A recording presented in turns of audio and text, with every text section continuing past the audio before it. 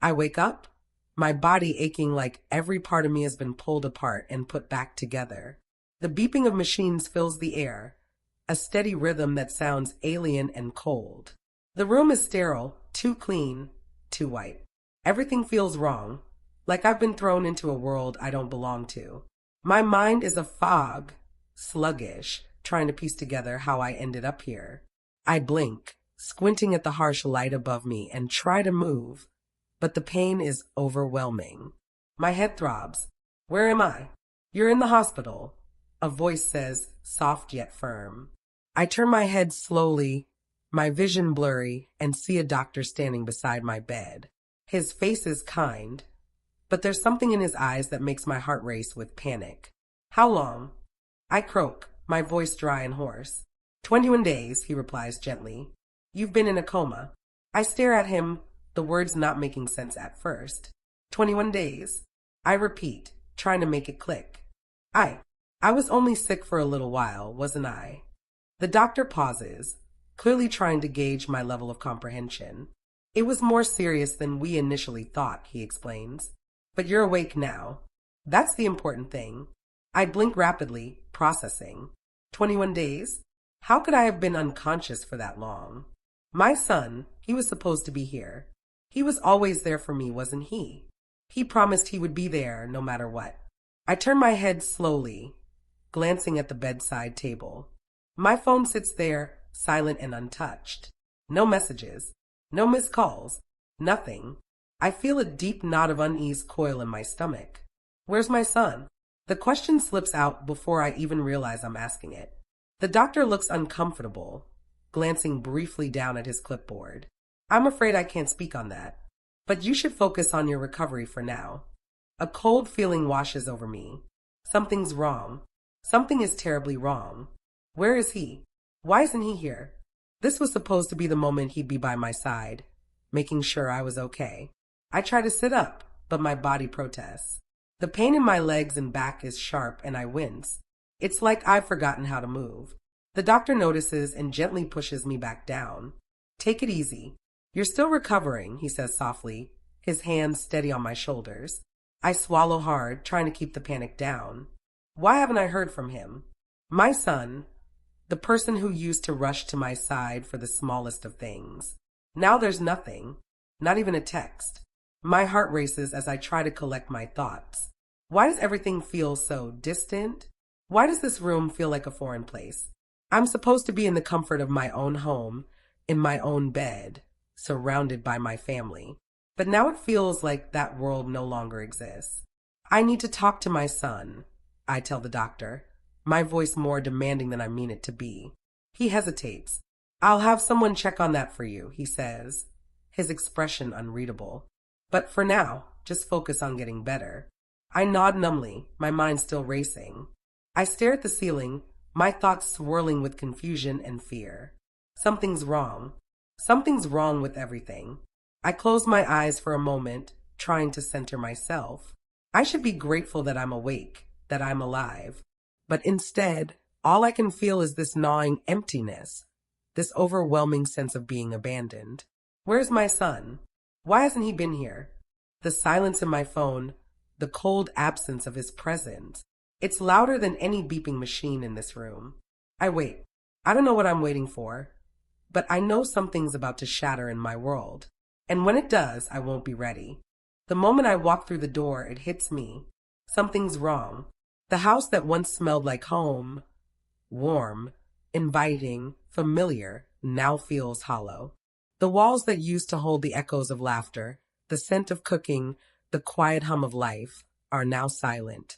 I look around, my eyes scanning the room, expecting comfort, but instead, all I find is an unsettling emptiness. I freeze. My breath catches in my throat. The familiar feel of my home, my sanctuary, has been replaced with something else. Something cold. Mom, you're back, my son says, standing in the doorway. His voice is too casual, too detached. I blink at him, confused. There's something different about him, something I can't place. The way he looks at me, like he's afraid to meet my eyes. Where is everything?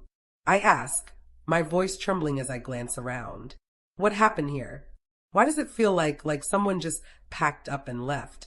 He shifts uncomfortably, and for the first time, I notice the hesitation in his movements. The way his hands fidget, his eyes dart away, as if he's trying to avoid my gaze. It's nothing, Mom. Really.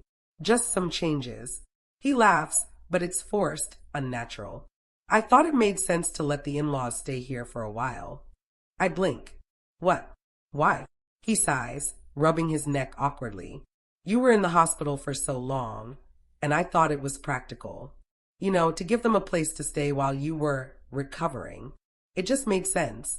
His words are like a punch to my gut. Practical? Practical? The house I've spent years building, the place where I raised him, where we had our family dinners, our quiet nights, is now being treated like a temporary storage space for someone else. I take a step back, the weight of his words settling on my chest. My heart races, and a surge of disbelief rushes through me. You gave my house away. You gave it to them. His eyes dart away again, the shame in his posture impossible to ignore. It wasn't like that, Mom. It's just a house. I didn't think you'd mind. I take another step back, feeling the anger bubbling inside me. Didn't think I'd mind. I repeat, my voice growing louder. This is my home, my life. And you gave it away to your in-laws while I was lying in a hospital bed, fighting for my life. His face hardens, and I can see the irritation flicker in his eyes. It's not a big deal. It's just temporary. I thought it would be easier for everyone. I feel a tremor in my hands, the disbelief shifting into something darker, something I can no longer ignore. So that's it? You just throw me aside like that? Because I was sick? Because you thought it would be easier for everyone else? Mom, No, don't. I cut him off. The hurt in my voice is sharp, cutting through the layers of confusion. I can't believe this. I trusted you. He flinches at the words, and for a brief moment, I think I see a flicker of guilt in his eyes. But it's gone just as quickly as it appeared. It wasn't like that, okay, he says, his voice rising, as though he's frustrated with me. It was just easier this way. And we were trying to... Trying to what? Trying to erase me. The words are out before I can stop them, and I instantly regret it. But it's too late. His face softens for a moment, and he steps closer, his hands reaching out as though he's trying to comfort me. But all I feel is the distance between us growing wider. Mom, please, don't take it this way. I did it for the best. It's just a house. I shake my head, the anger growing stronger now, overpowering the confusion. No, you didn't. You didn't do it for the best. You gave away my life while I was lying there, and you didn't even think about me. My voice cracks. You just moved on. Just like that. He steps back, his face now twisted with frustration. I didn't think you'd be mad about it. I didn't think it was such a big deal. And there it is, the final blow. He didn't think it was a big deal. My entire life, my home, my memories, none of it mattered to him. He didn't even consider what it would do to me. The betrayal hits me like a wave, washing away the last shred of trust one had in him. I'm left standing there, shaking, my mind a swirl of disbelief and anger. Get out. I say quietly, the words slipping out without thought. What? His eyes widen, disbelief flooding his expression. Get out. I repeat, my voice stronger now, filled with a sense of finality. Just leave. He stares at me for a moment, and then, without another word, he turns and walks away. I stand there, alone in the silence of my house. The emptiness around me feels suffocating. How could he do this? How could he betray me like this, just when I needed him most? The night drags on, and I sit in the quiet, struggling with the storm inside me. The seed of anger has been planted, and I know it's only a matter of time before it grows into something I won't be able to ignore. This isn't just about the house anymore. It's about trust, betrayal, and the painful realization that the person I thought I could count on has just shown me the depth of their indifference. The days drag on. I try to settle into this new reality, this empty version of my life, but it feels like I'm constantly walking on shaky ground. My house is no longer my own. The place where I've spent countless hours, raising my son, cooking meals, reading, laughing, crying, is now just a shell of what it once was. The walls that used to feel like home now seem foreign, as though they're closing in on me. I look at the photos hanging on the walls, the little mementos I'd kept from when my son was a child. The birthday cards he gave me, the drawings, the photos of him in his first soccer game, his first day of school. They all feel so far away now. Those memories, once cherished, now feel like a lifetime ago. It's all been taken from me. The house, the memories, the place where I thought I'd grow old, surrounded by my family. Instead, I'm left with nothing but an empty shell and a heart full of anger. I sit in the living room, the silence suffocating. I'm trying to hold myself together, but the weight of what's happened presses down on me. My hands shake as I reach for the phone, my fingers hovering over his number. I haven't called him since that night, since I demanded he leave. But I need answers. I need to hear him say it, to hear him justify what he's done. When he picks up, there's an unfamiliar coldness in his voice. Mom, what is it? I swallow hard, trying to steady myself. Why did you do it? My voice is low, but there's no hiding the hurt in it. Why did you give away my house? There's a pause on the other end of the line. For a moment, I think he's going to apologize. I think he's going to admit that he was wrong. But instead, he speaks with the same detached tone as before. It made sense, Mom, he says. They needed a place to stay. And you were in the hospital. You were out of it for so long. I thought it was the best choice. The best choice? I can't hide the shock in my voice. You thought it was the best choice to give away my home? You didn't even ask me. Didn't even think to talk to me first. It wasn't personal, Mom, he says, his tone flat. It was just a matter of practicality. I didn't want to put any more stress on you while you were recovering. I can feel my heart racing in my chest, the anger building with each word he says. So what? I spit, my voice trembling. You thought I'd just accept that? You thought I wouldn't care about what happened to my own home. Mom, please calm down, he says, his voice rising, almost defensive. You're making this harder than it needs to be. I did it because it was what needed to be done. It was the right decision. I hear his words, but they don't make sense. It doesn't feel right. He's talking about my life, my home, as though it's nothing. It was never about practicality. It was never about what was best for me. It was about him, about what was best for his family. No, I whisper, my voice shaking with the weight of it all. No, you didn't do this for me. You did it for you. You abandoned me, and you don't even see it. He sighs heavily, as if I'm making a mountain out of a molehill. I'm just trying to explain, Mom. It's not like that. You weren't in a position to stay here. You couldn't handle it on your own. The words hit me like a slap. Unfit. I ask, barely able to believe what I'm hearing. You think I'm unfit to stay alone? There's a long pause, and when he finally speaks again, his voice is colder, almost impatient. Look, it wasn't personal. I just thought it would be better this way. We needed space. You need to understand. Understand. I can barely contain the rage now. You think you can just make decisions about my life like that? You think it's all so simple just because you needed space? You're overreacting, he says, his voice firm now, almost dismissive. It's done. I don't see why you're making this such a big deal. It's just the house. It's just stuff. It's the last sentence that breaks me. Just a house? Just stuff? I say, my voice barely above a whisper. That was my life. My home. I don't want to hear anything else from him. I hang up the phone, the coldness of his words still hanging in the air. I feel the tears welling up in my eyes, but I refuse to let them fall. I'm done. He's living a lie. He never cared. Not really. He wasn't just distant, he abandoned me. And the worst part is, he still doesn't understand the weight of what he's done. The betrayal stings more than any wound ever could. The days after that phone call blur together. I find myself retreating inward, staring at the walls of my house, which now feel like the walls of a prison. The silence that has replaced the laughter, the warmth, is suffocating. I walk around, numb, barely acknowledging the things I once cherished. It's all meaningless now. My son has taken that from me. I look at the photos, the memories that now feel like a distant dream, and I realize something. The man standing before me, The one who so easily betrayed me is not the son I raised. This isn't the boy who once clung to my leg, begging me not to leave for work. This isn't the young man who promised he would always protect me, would never leave me behind. The man in front of me now is a stranger, someone who has forgotten what it means to love, to respect, to value the people who have given everything for him.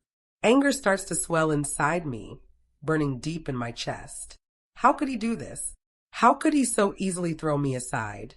The woman who gave him life, who sacrificed everything for him.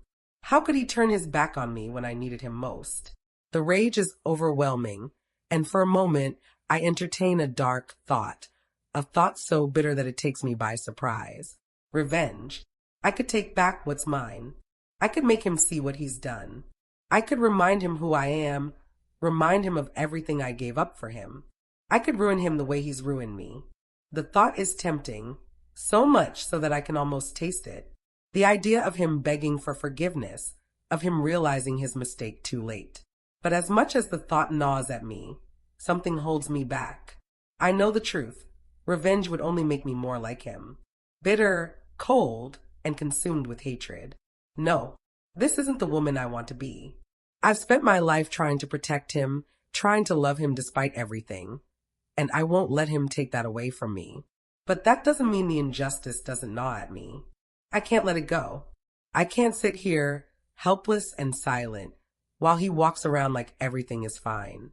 The betrayal is too fresh, too sharp. I need answers, and I need them from the one person who has taken my place, the one person who has influenced him so completely. My daughter-in-law. I try to shake the anger off, but it sticks to me, clinging to my skin. I can't ignore it any longer. I need to confront her. Maybe she can explain what's going on in my son's head. Maybe she can give me the answers I'm searching for. The answers he's too afraid to give me. I try to gather my strength as I prepare to face her. The woman who came into my son's life, who changed him, who became the catalyst for all of this. The one who doesn't care about the years I spent raising him, about the love I poured into him.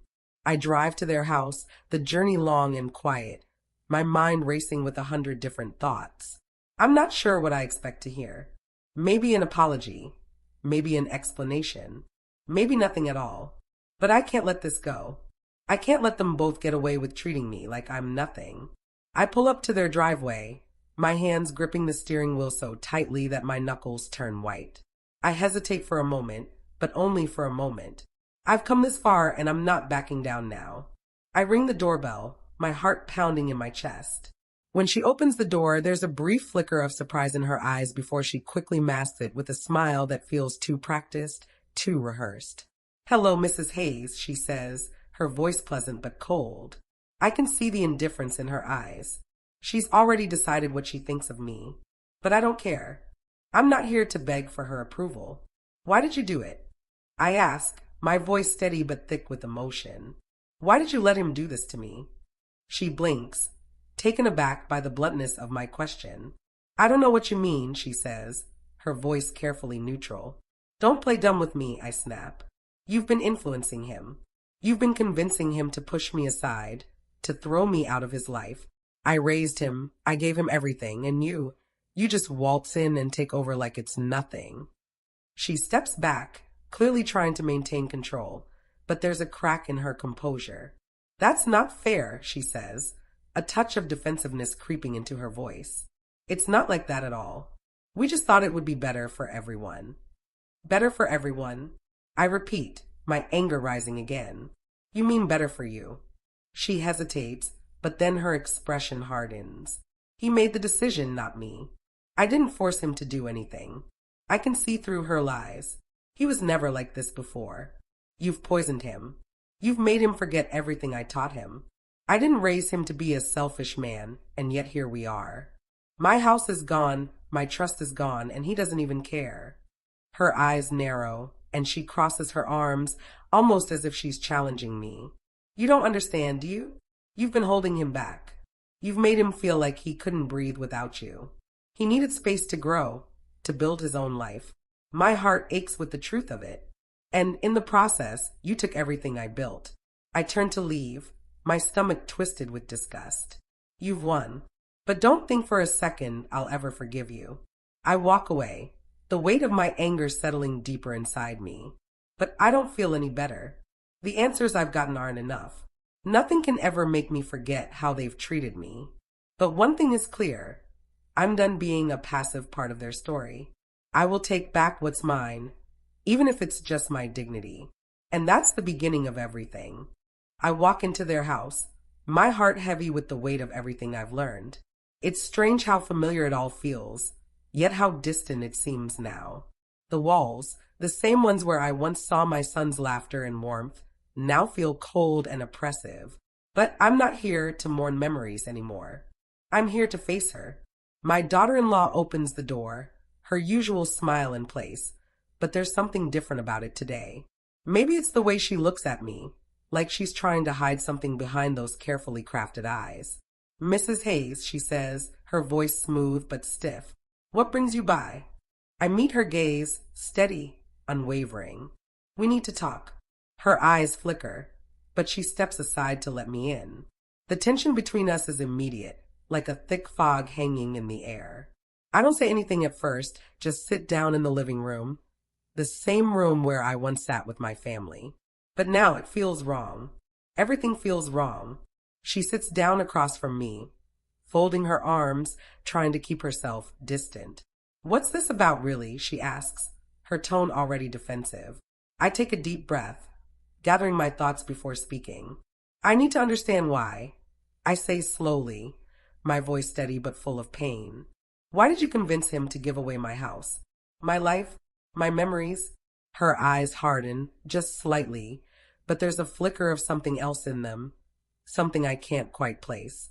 "It wasn't like that," she says, though there's a slight edge to her voice. "We just thought it made sense, that's all." I feel my heart drop, the words already cutting deeper than I want to admit.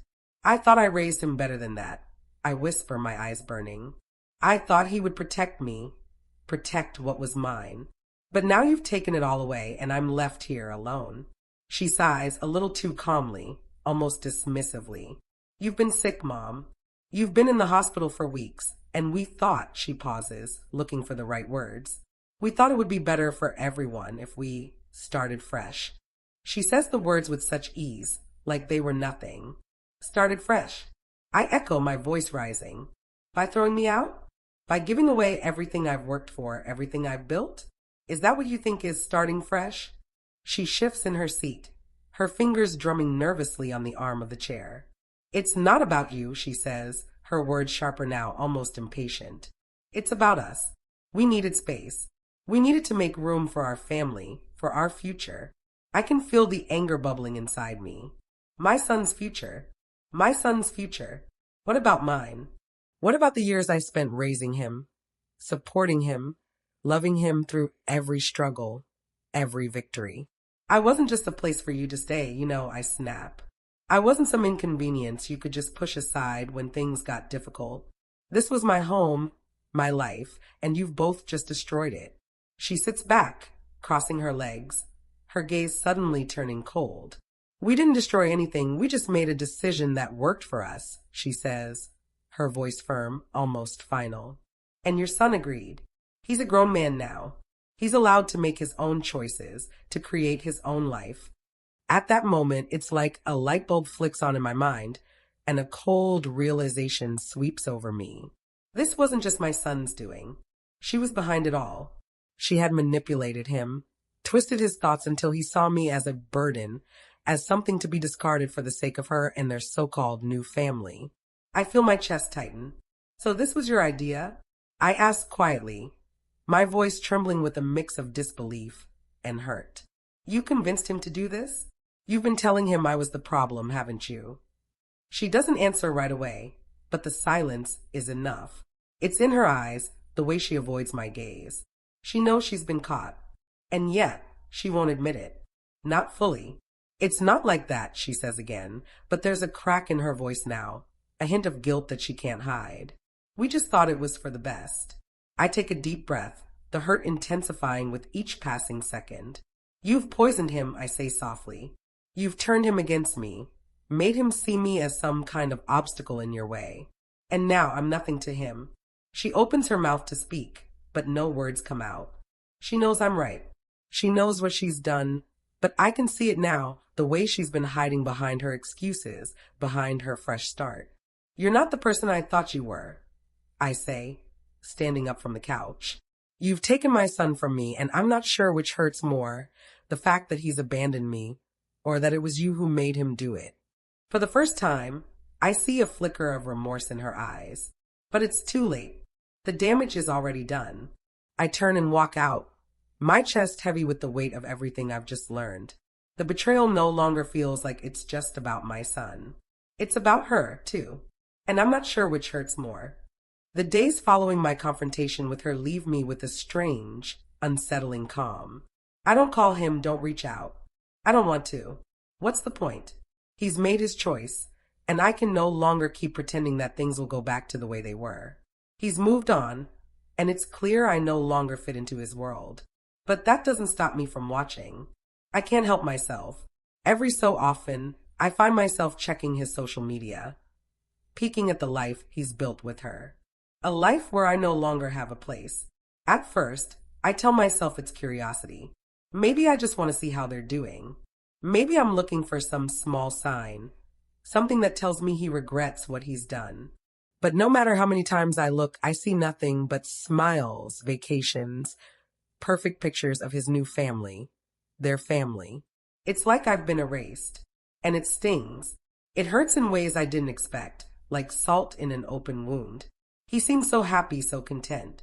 His life is moving on without me, and the distance between us grows with each passing day. But slowly, the cracks begin to show. It's subtle at first, little things. I notice that he hasn't posted anything about his work in weeks. His job is always one of the topics he loved to talk about, the thing he was so proud of. But now there's nothing. I hear about it from a mutual friend, someone who still keeps in touch with him. Did you hear? He lost his job, they say, almost offhandedly. They downsized, and he was one of the first to go. It doesn't surprise me, not really. Life has a way of catching up with people, especially those who forget where they came from, who forget the ones who've always had their back. Still, it's hard to ignore the small part of me that feels satisfied. Not happy, not relieved, but something close to satisfaction. I try to push that feeling down. It's not the person I want to be, someone who takes pleasure in someone else's misfortune. I'm better than that. But then the cracks widen. I see more and more signs of stress. Small things at first. He posts a picture of a family gathering, but his smile is forced, like it's a mask he's putting on for the camera. And then I hear from that same friend that he and his wife have been arguing a lot. They fight all the time now, they say. It's like she doesn't even care anymore. My stomach turns as I hear it.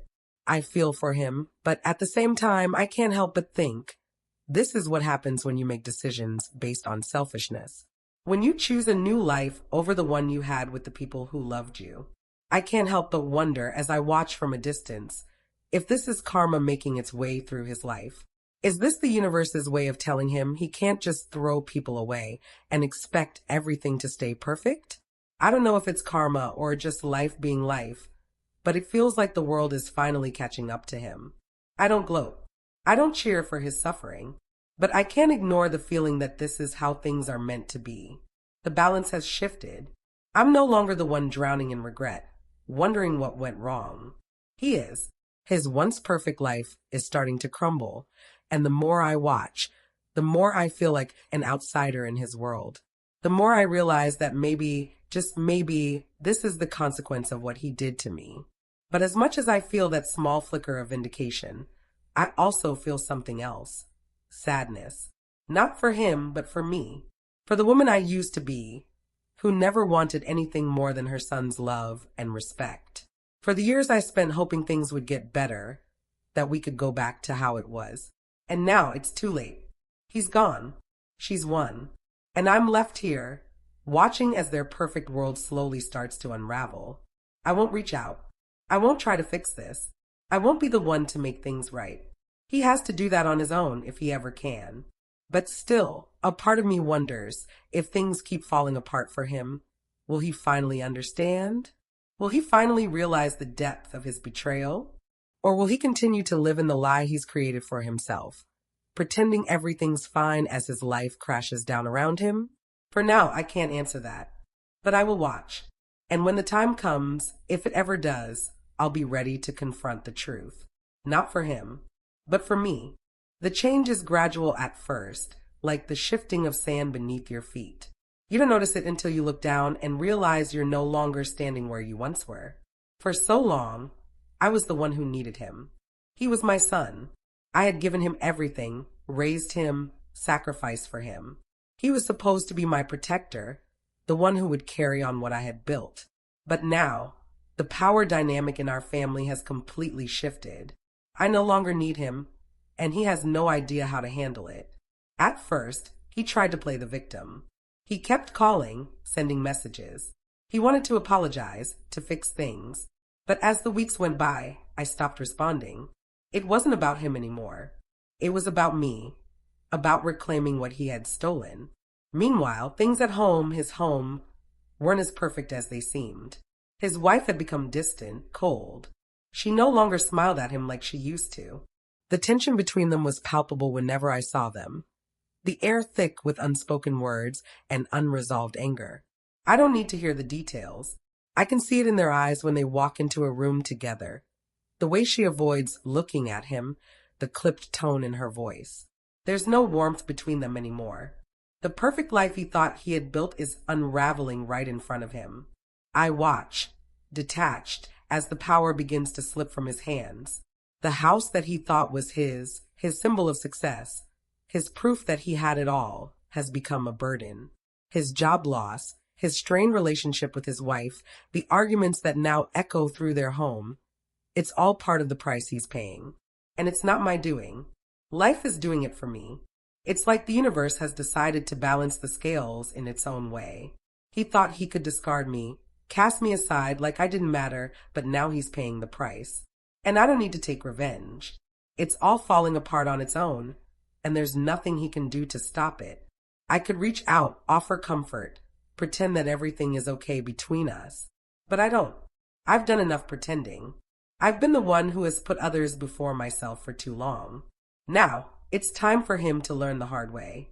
He needs to feel what it's like to lose the people who were always there for him. It's strange, though. As I watch him struggle, I don't feel joy. I don't take pleasure in his downfall. But I can't deny that there's a sense of satisfaction in seeing him face the consequences of his choices. I'm not heartless. I don't wish for him to suffer. But I can't deny that there's a part of me that feels right about this. He was so eager to discard me, to cast me aside, to act as though I was no longer necessary in his life. But now, he's learning that actions have consequences. He's learning that when you tear apart the people who love you, you don't get to walk away without paying the price. There's a finality to it, a sense of peace that washes over me as I step back and allow him to face his own mistakes. I don't need to fix this. I don't need to rush in and play the role of the savior. He has to learn to fix it himself. And I'm starting to understand that maybe, just maybe, my suffering wasn't in vain. Maybe it was all part of the bigger picture. Maybe, in some strange way, it was necessary for him to see what he had before he lost it all. As the days pass, I begin to feel a shift in myself, too. I'm no longer that woman who clung to the hope of things getting better. I'm no longer the one who sought validation from him, who tried to hold onto the relationship we once had. I've let go. I've realized that I can stand on my own.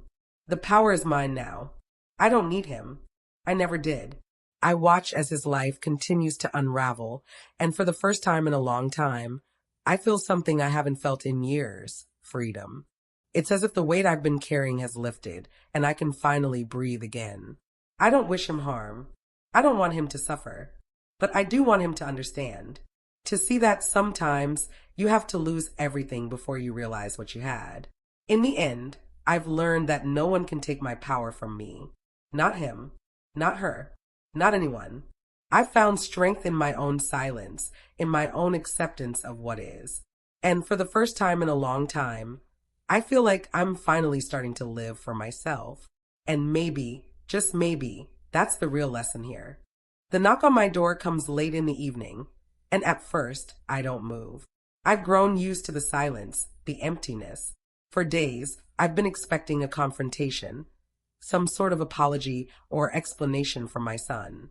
But when I hear his voice on the other side of the door, something shifts inside me. It's different this time. His voice, soft, broken, tells me everything I need to know. "Mom," he says, his voice cracking. "Can I come in?" For a moment, I hesitate. Every part of me wants to slam the door shut, to tell him to leave. But something about the way he says my name, so fragile, so vulnerable, stops me. I open the door and he's standing there, his eyes swollen, his face drawn with regret. I don't know what I expected, but it certainly wasn't this. The man who once walked confidently through life now seems small, defeated.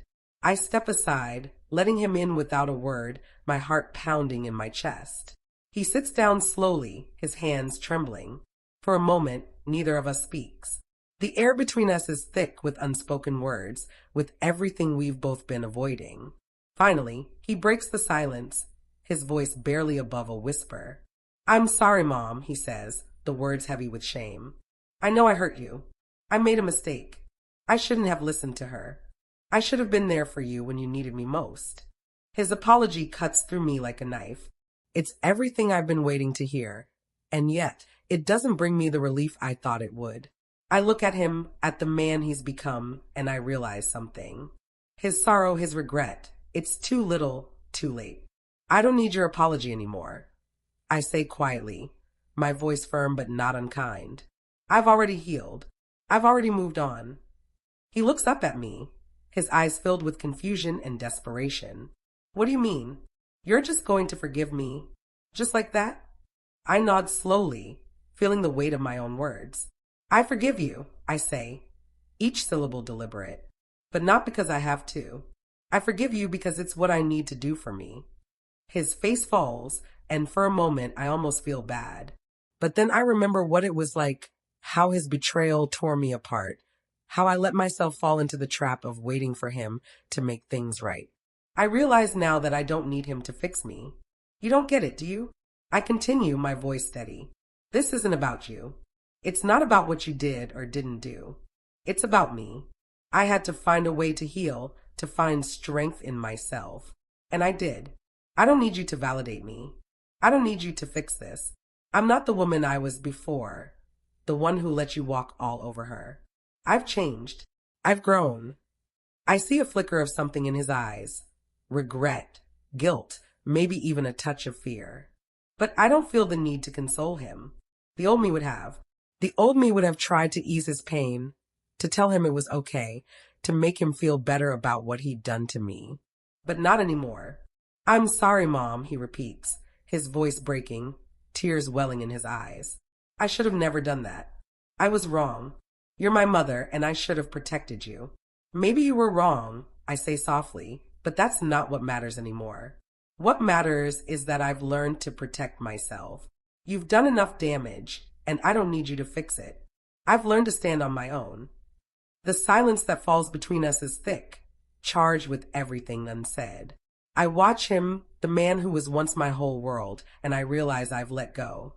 I've let go of the need for his approval, for his love. It doesn't define me anymore. "I've forgiven you," I say, standing up slowly, my legs steady beneath me. But that doesn't mean I forget. I've come to understand that forgiveness isn't about you. It's about me. It's about me giving myself peace.